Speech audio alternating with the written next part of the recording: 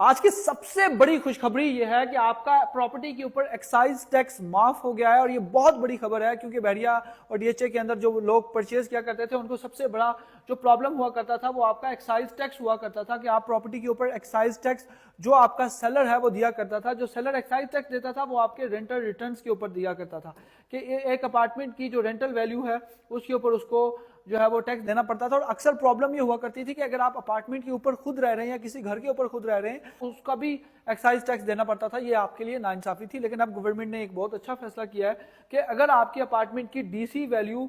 50 लाख से कम है तो आपको जो उसका एक्साइज टैक्स है वो बिल्कुल भी जमा नहीं करवाना पड़ेगा। और इस हवाले से अगर हम 4-8 दिन पहले के देखते हैं तो डीसी ने अपनी वैल्यू को